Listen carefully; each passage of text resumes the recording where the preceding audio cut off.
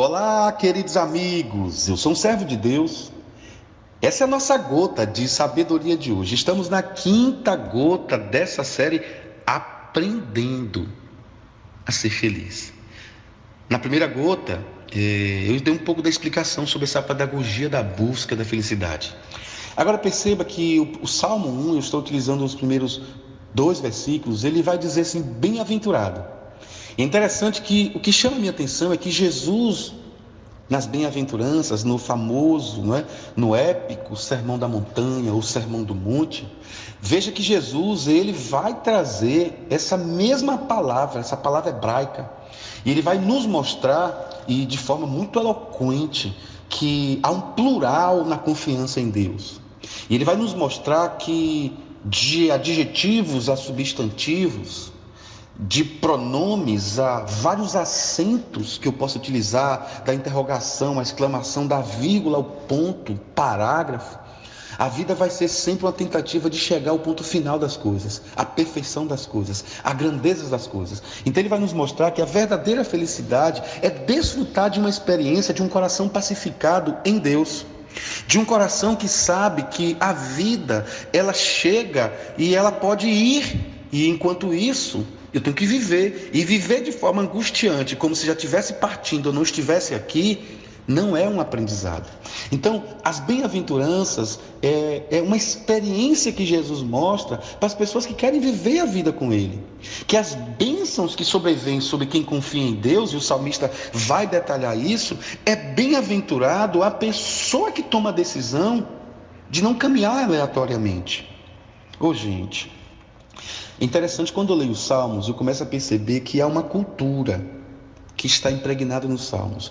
Eu fico preocupado quando eu vejo as pessoas lendo a Bíblia com um olhar abrasileirado, vamos dizer assim. No meu caso aqui, um olhar, além de abrasileirado, um olhar baianizado, ou um olhar paulista ou carioca. Eu poderia falar vários, graças a Deus eu tenho ouvintes em todos os lugares do Brasil, em outras partes, mas talvez você que está ouvindo a gota, como nós já temos a gota traduzida em algumas línguas, mas veja, quando nós lemos a Bíblia sem um entendimento de um povo, de um contexto, de um momento, quando eu leio a Bíblia sem respeitar a cultura, o que aquela pessoa estava passando, isso é muito perigoso. E por que eu gosto da literatura dos Salmos? Primeiro que, mesmo com a cultura diferente, a poesia dos Salmos, ela é como se fosse atual hoje, para o nosso momento. Eu posso, à medida que leio os Salmos, com a licença poética, eu posso abrasileirar a vida do salmista. Eu posso abrasileirar as experiências e os conselhos do salmista. Eu posso abrasileirar as dores dos salmistas. Eu não sei se você já se deu conta, mas dos 66 livros da Bíblia, os Salmos, ele tem algumas peculiaridades. Por quê? Porque os 150 Salmos, eles foram escritos por diversas pessoas, diferente dos outros livros da Bíblia. Por exemplo, nós temos autores dos Salmos, muitas vezes a gente acha que só quem escreveu os Salmos foi Davi. Mas veja bem, por exemplo, nós temos vários Davis que escreveram a Bíblia. Como assim, pastor Hermes, vários Davis? Eu tenho Davis em momentos diferentes da sua vida.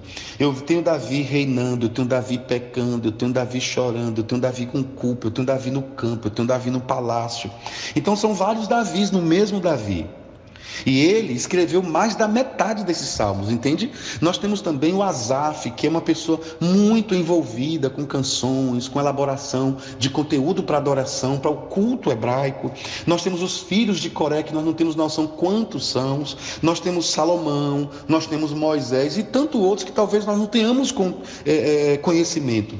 Então esses salmos, independente da forma, do modelo, de onde, é preciso que tenhamos muita percepção e cuidado para não desprezar esses conselhos. Então, buscar a felicidade a partir do conceito bíblico, de forma geral, mas especificamente na leitura dos Salmos, é ter conselhos da mais alta relevância, é ter conselhos de momentos muito reais da vida das pessoas. Na conta de amanhã eu vou explicar um pouco melhor isso. Mas veja que essa poesia, ela é por demais fundamental para o que estamos vivendo hoje, para a produção do nosso amanhã. E é engraçado, pessoal, quando eu me deparo com o Salmo 1, por exemplo, eu preciso encarar como a palavra de Deus. A palavra de Deus é muito importante para a extração da felicidade da nossa vida. Querido Deus, obrigado, Pai. E esse primeiro salmo é muito importante, quando ele chama de bem-aventurado, Jesus faz eco, porque Deus é quem fala pela vida do salmista Davi, e Deus faz eco no Sermão do Monte, para nos lembrar que é impossível encontrar a felicidade sem experiência com Jesus. Então, muito obrigado por cada pessoa que escuta essa gota. Eu agradeço ao Senhor, em nome de Jesus.